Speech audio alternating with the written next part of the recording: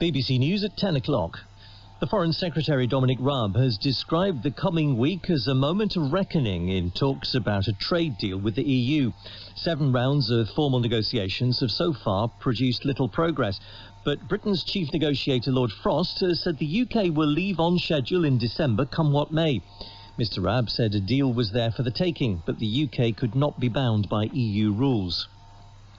A number of people have been stabbed in the centre of Birmingham. West Midlands police say they were first called at around midnight and that other stabbings were reported shortly afterwards. A witness who works in nightclubs in the area suggested to the BBC that fights had developed and that racial insults had been heard. The Mayor of the West Midlands is Andy Street. There have been a series of incidents in that Hurst Street area of the city. They look to be related, but the motivation for them is not yet understood, and it is an ongoing police operation. But at the moment the area is calm, and the advice to the public is to go about their business as normal, but of course to be vigilant. Tougher restrictions have come into force in Bolton in response to a rise in the coronavirus infection rate. Separate households should not mix, either indoors or outdoors, and people should use public transport only to go to school, work or essential appointments.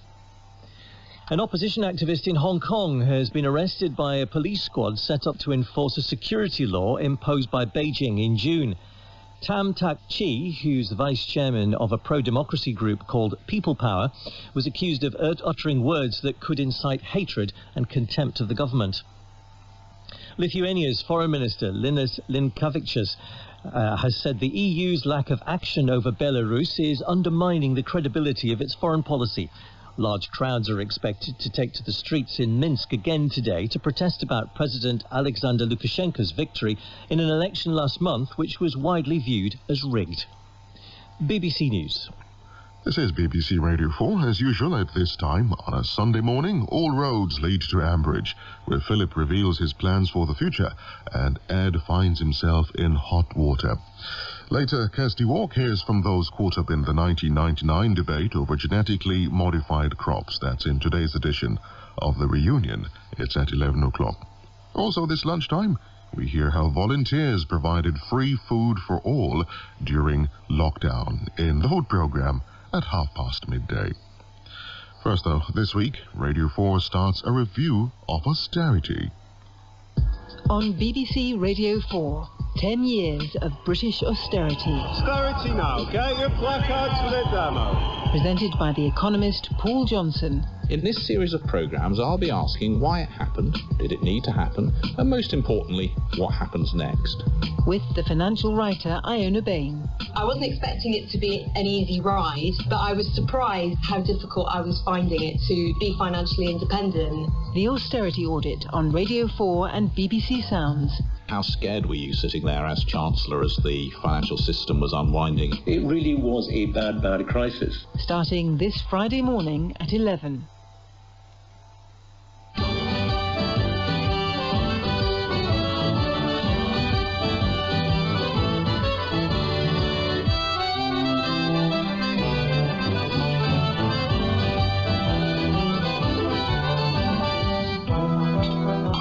Yeah, all right, Dad. I'll bring you a cup of tea in a sec. I haven't finished clearing up the kitchen yet. What do you want? Oh, that's nice. Charming. Yeah, but what is it? Not hello, Susan. How are you, Susan? I'm really busy and I need you to cut to the chase. What are you so busy doing? Well, my kitchen looks like a war zone because the kids decided to do a fry-up. Dad's yelling at me, fetch this, fetch that. So much for a bank holiday. Oh, I know. A woman's work just goes on and on. Yeah, it does. It's like they think we're their slaves or something. Susan, you're not cutting to the chase. Oh, the chase. Well, look, it's silly, really. What's silly? Well, you know my radio show. Yes. And, well, it's really given me a lot of confidence. Like all the people saying how much they enjoy it. But just now, I've gone and read this comment online saying that they couldn't stand the sound of my squeaky voice. It's not funny, Tracy. It is a bit funny. But I haven't got a squeaky voice. Well... Do you think I have? No, I mean, not really. Not really. Well, obviously there's some people with deeper voices than yours. Yeah, they're called men. No, but some women have got deeper voices than others, haven't they? Demi Moore, for example. Well, we can't all be Demi Moore, can we?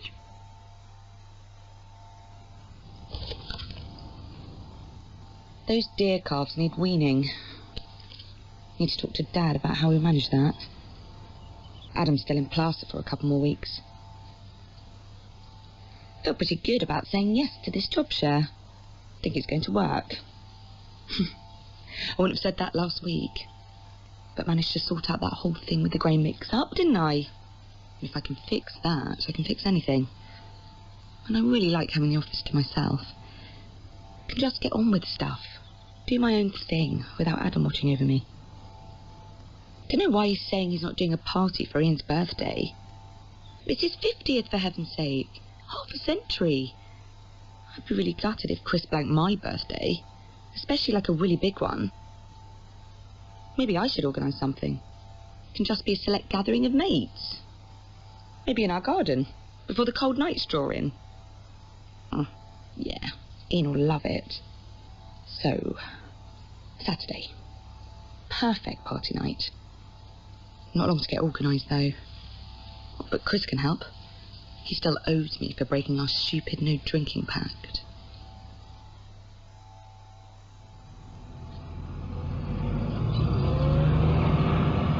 OK, I think the seed coulter's fine now. Must tell Alice that forage rye was caking a bit. She's been nice as pie for the last couple of days. As if her whole moment of madness last week never happened. Which is almost more disturbing. Why, she can't have been so drunk she's actually forgotten. I do feel worried about her.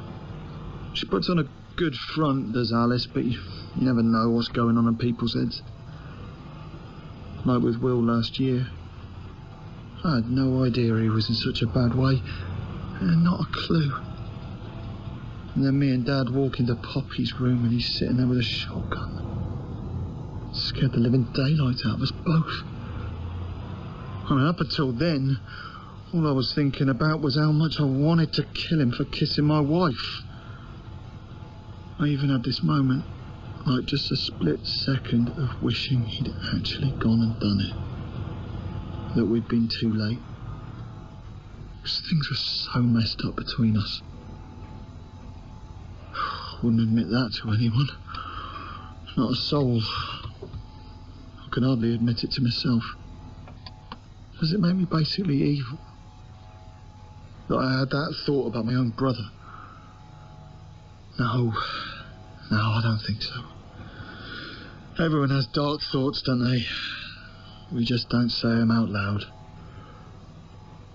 If Will had died that night, it would have been like losing my right arm. It would have been horrific.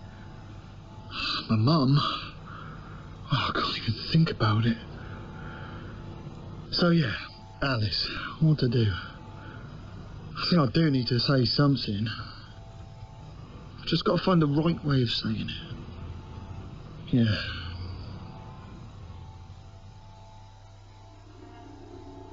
Turn it down, Dad. I said turn it down.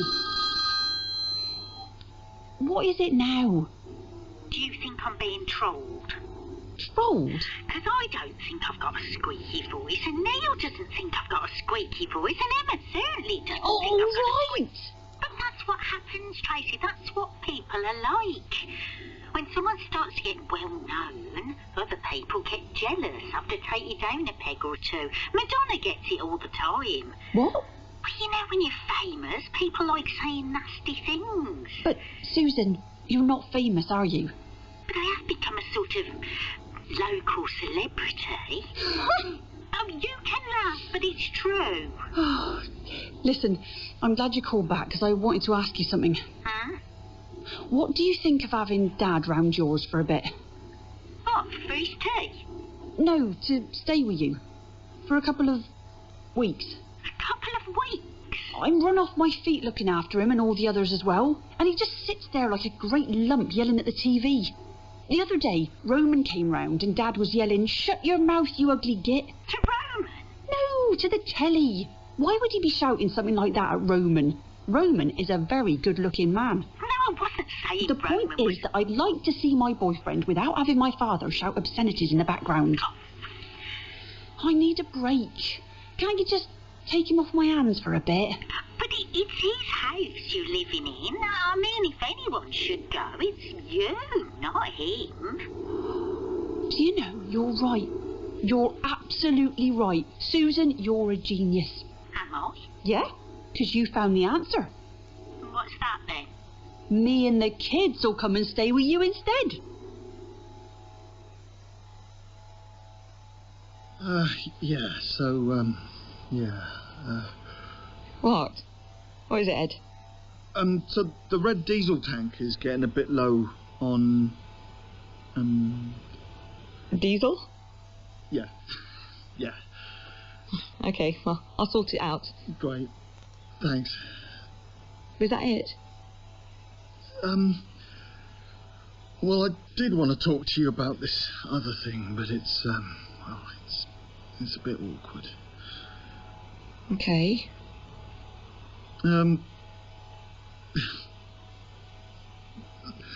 We've always gotten really well, me and you. Don't you think? Yeah. And I'd really hate for anything to get in the way of that.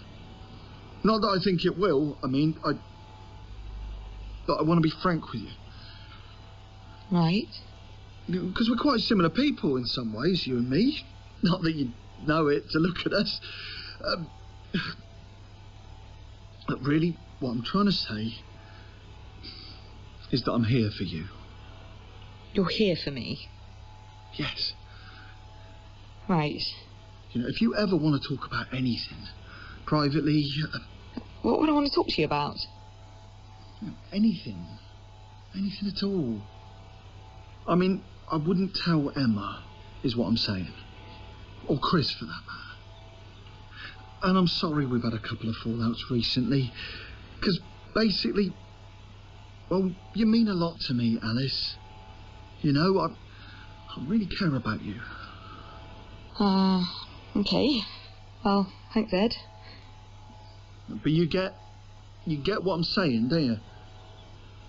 I think so. Good. Great. That's great. Sorry, Ed, I've got to get this. Oh, yeah, sure. It's my dad. Yeah. I'll catch you later, Alice. Yep. Hi, Dad. Roman's bringing the kids later. Why? Why have you got a suitcase? Well, Roman's bringing all the boxes in his car. What boxes? With me and the kids' stuff. But I thought I'd bring a few knickknacks over now to brighten the place up. Brighten the place up? To be honest, I've always found your house a bit sort of bare and lacking in warmth. So I thought, well, if I'm moving in, then she won't mind if I add some of my own little touches. Oh, no, Tracy. I said I'd think about it. I never said yes. But I thought now that Emma's moved out... Yeah, but You've got enough room, haven't you? I mean, you've got a 4-bedroom house, Susan, for 2 of you. I know. So it's perfect for me and Brad and Chelsea. But look, I've spoken to Neil and he's not keen. I mean, it's his house too, isn't it? It wouldn't be fair. But I'm all packed. No, I'm sorry, Tracy. Let me just show you some of the things I brought with me. No, Tracy. There's nothing in there. Why is there nothing in there? What? I'm joking, and I wouldn't come and live with you if you paid me. Oh, you are a wind-up. I really am. The look on your face. But seriously, Susan, I do need more help with Dad. Well, yes, I've been thinking about that. Oh, good. And I thought, why don't you ask Gary? Gary? Well, he should be the one to help you out, since he's right there. Gary's a complete layabout. He won't lift a finger. Well, that's not my fault, is it? I never said it was your fault. I just wanted a bit of sisterly support, but forget it. I'll do everything on my own like I always do. Oh, don't be like that. And actually, you know what? Dad probably wouldn't have wanted to come and stay with you anyway. Not with that squeaky voice of yours.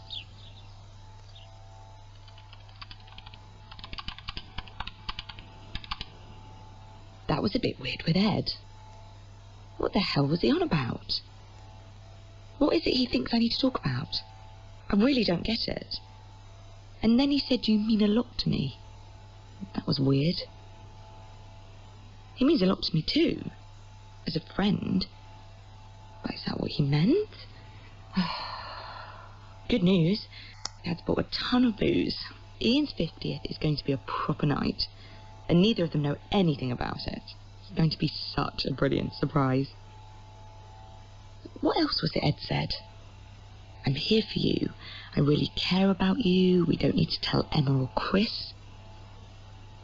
Oh my God. It's so obvious. Why have I never seen it before? He's got a crush on me. Ed Grundy has got a crush on me. Oh Lord. This is going to be really, really awkward.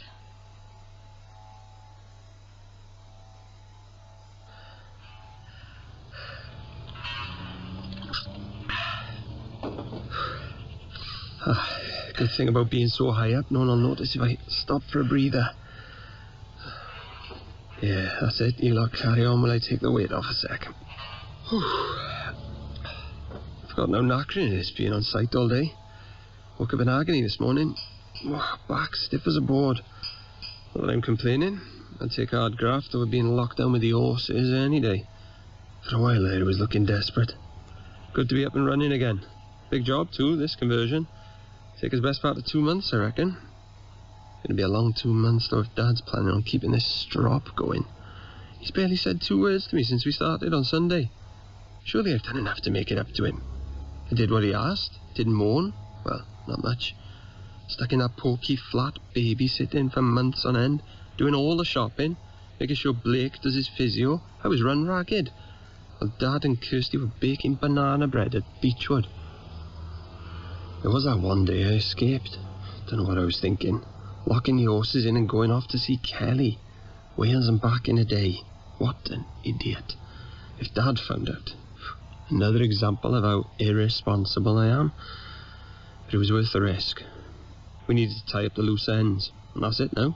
We're done. I know that. Probably never see her again. But that's alright.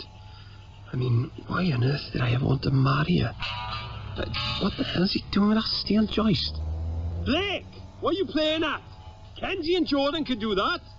You've forgotten what the doctor said already. No heavy lifting, yeah? Honestly, it's like having a kid. Needs constant watching. Doesn't listen. At least he's learned to keep his mouth shut. Close shave we had when Roy started sniffing round asking questions a few months back. Lucky for us he'd had a bang on the head, so we managed to make him think he was losing his marbles. Poor bloke. No harm done, though. He's better now. Still, gotta keep my eye on this lot. Not got 2 brain cells to rub together between the 3 of them.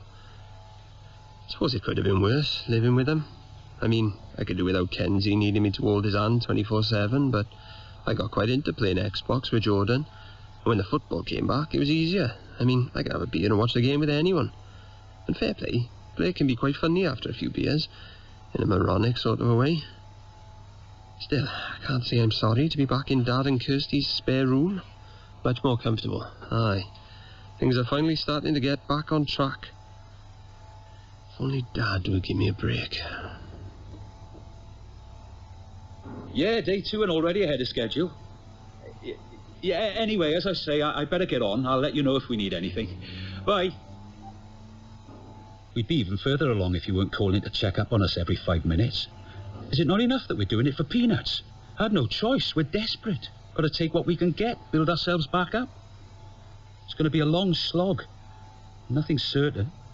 We still might not survive. At least Blake's back. What with lockdown, he was costing us more than he was bringing in. What's the point of that? Hopefully he'll be up to speed before too long so we can finish ahead of time. Bit of good publicity, then maybe things will start to pick up. Everything's riding on this job. What a year 2020's turned out to be. Awful. How can so much change in so little time? There we were, a few months back, business was booming and me and Kirsty about to get wed. Seems like a lifetime ago.